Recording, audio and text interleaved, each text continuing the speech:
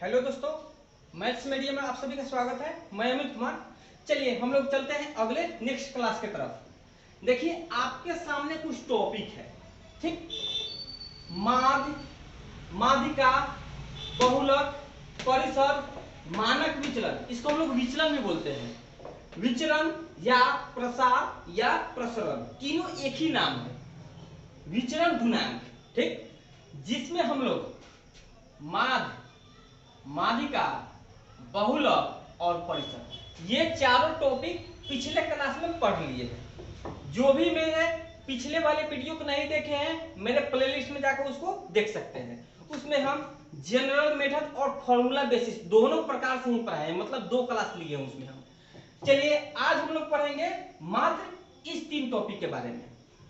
चलिए ठीक है, क्वेश्चन के अनुसार इसको हम बताते हैं कि ये है क्या। चलिए देखिए आपके सामने एक क्वेश्चन है, इसका मानक विचलन निकालना है, ठीक। इसका हमको मानक विचलन निकालना है। सबसे पहले मानक विचलन निकालने के लिए हमको माध्य निकालना जरूरी है।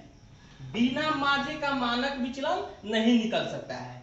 तो इसका सबसे पहले हम क्या निकालेंगे? माध्य। माध्य में कैसे बताए थे?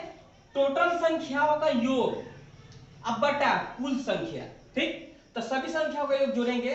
10 और 10 20 और 9 29 और 10 39 और 10 49 11 60 और 10 70 11 81 और 9 90, मतलब कि 90। टोटल का योग कितना है? 90।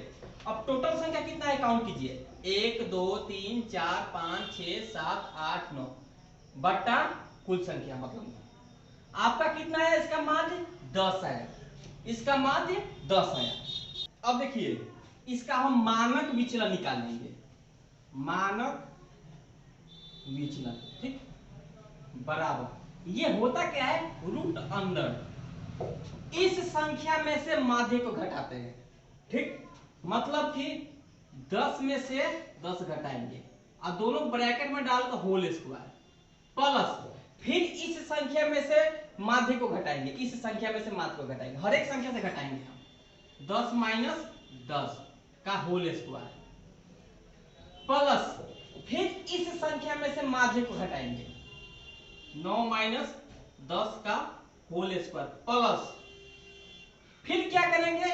इस संख्या में से माध्य को घटाएंगे, यानी कि 10 माइनस 10 का होल स्क्वायर। अब नीचे लिखते हैं, नहीं आ रहा है तो, ठीक। फिर क्या करेंगे? ये हो गया।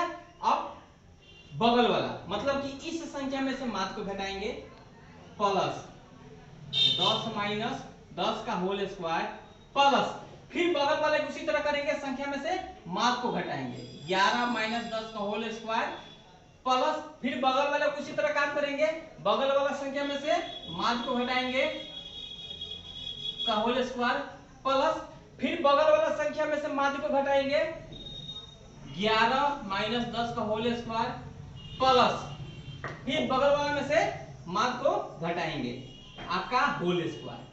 टोटल का बटा कुल संख्या 1 2 3 4 5 6 7 8 9, टोटल 9 है। ये टोटल क्या होगा? ये टोटल ब्रैकेट में रहेगा। अब देखिए इसको करने की क्या जरूरत है? 10 में से 10 जाएगा 0, 0 का स्क्वायर 0 ही होता है, प्लस 10 में से 10 जाएगा 0, उसका भी स्क्वायर 0 ही होता है, प्लस 9 में से 10 जाएगा माइनस 1, माइनस 1 का स्क्वायर क्या होता है?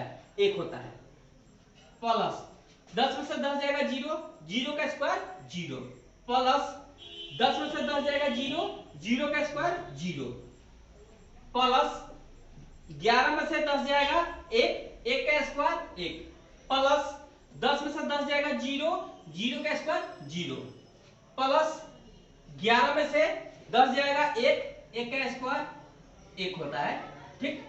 प्लस 9 में से 10 जाएगा माइनस 1, माइनस 1 का स्क्वायर क्या होता है? 1 ही होता है, बटा 9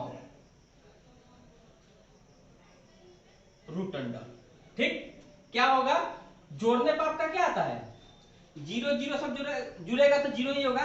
1 2 3 4 यानी रूट अंडर 4 बटा 9, रूट से निकलेगा 2 बटा 3 यही आपका मानक विचलन हो जाएगा। अब देखिए हमको इतना करने की जरूरत नहीं है, सीधे क्या कीजिएगा, शॉर्ट फॉर्म बता रहे हैं, इतना लंबा करने में समय लगेगा, सीधे शॉर्टकट देखिए क्या करेंगे हम कि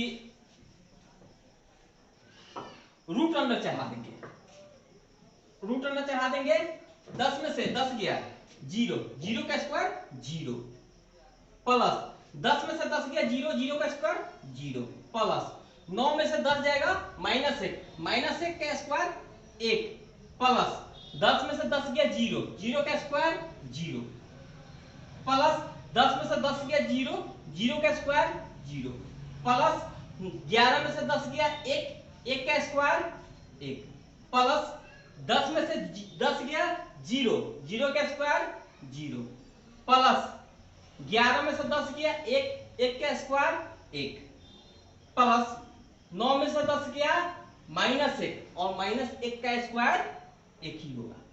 ठीक, अब बटा कुल संख्या जो है, कुल संख्या वही आपका आ जाएगा, जोड़ दीजिए 4 ही आएगा, 4/9, वही आपका मानक विचलन क्या आएगा, 2/3, यही आपका मानक विचलन आ जाएगा। उतना घटाने की जरूरत नहीं है, इसी तरह कर लीजिएगा, आसानी से निकल जाएगा। चलिए हम लोग अगले क्वेश्चन की तरफ चलते हैं। देखिए मानक विचलन तो आप समझ गए, अब हम लोग देखते हैं विचलन या प्रसारण या प्रसारण। ठीक, इसका एक फॉर्मूला होता है, जैसे विचलन इक्वल टू विचलन का होल स्क्वायर, यही फॉर्मूला होता है। बस इसी को माइंड में सेट कर लीजिएगा और इससे आपका सवाल सोल्व हो जाएगा। चलिए हम इस पे सवाल देखते हैं, तब आपको समझ में आ जाएगा।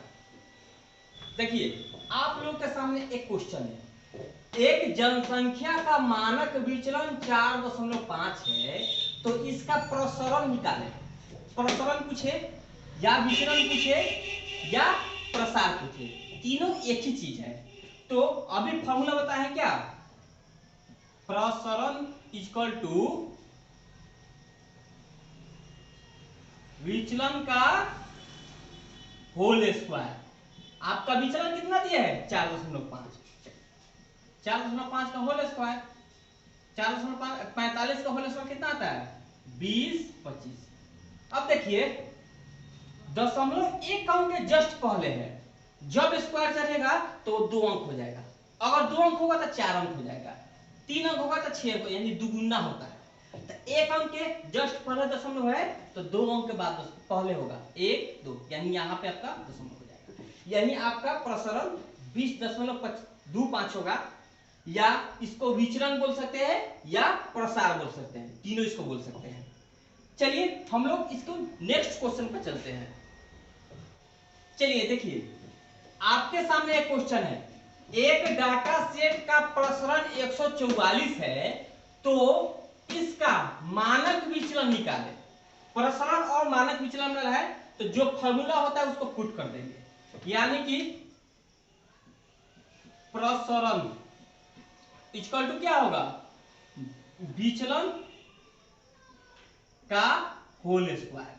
अब देखिए पिछला वाला क्वेश्चन में विचलन का मान दिया था, लेकिन इसमें प्रसरण का मान दिया है, तो प्रसरण की जगह हम 144 लिख देंगे, अब बाकी उसी तरह लिख देंगे विचलन का होल स्क्वायर। ठीक, अब एक चीज देखिए, अगर स्क्वायर बराबर के इधर होगा तो इधर आने पे क्या होता है, रूट में चढ़ जाता है, यानी कि रूट अंडर 144 इक्वल टू विचलन। अब इसको सीधा कर लेते हैं। ठीक,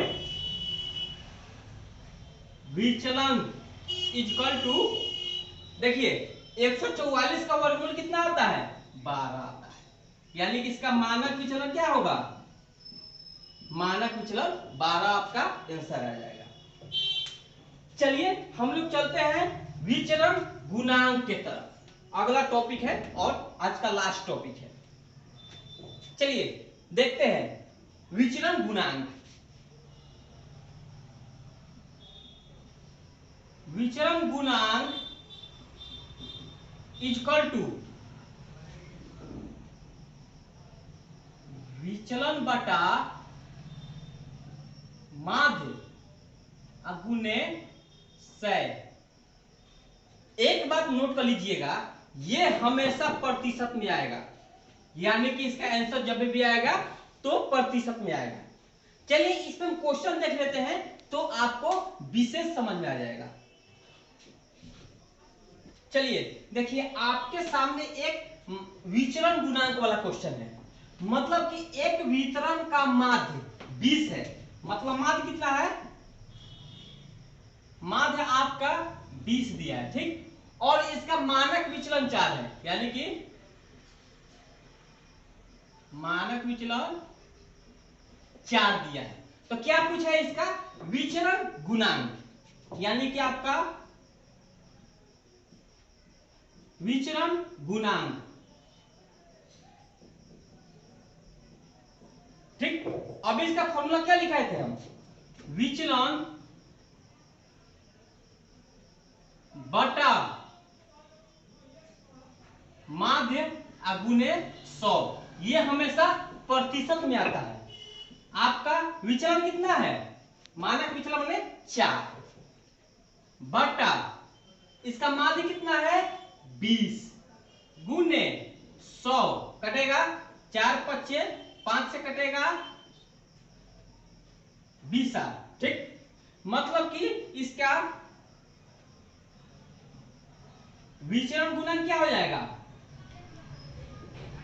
विचरण गुणांक इक्वल टू 20%। यही आपका विचरण गुणांक हो जाएगा, ठीक। मतलब तीनों हम पढ़ा दिए हैं आज, मानक विचलन, विचरण और विचरण गुणांक। मानक विचलन कब क्या बताए थे हम, कि उसका पहले माध्य निकालेंगे, अब माध्य निकालकर इसका निकालने के रूट अंडर संख्या माइनस माध्य का होल स्क्वायर, अब बटा में जितना संख्या का उसको लिख देंगे। विचरण का क्या फॉर्मूला लिखे थे, विचरण इक्वल टू विचलन का होल स्क्वायर, और विचरण गुणांक का यही है आपके सामने, विचलन मतलब माध्य गुने 100% में आता है, ठीक है।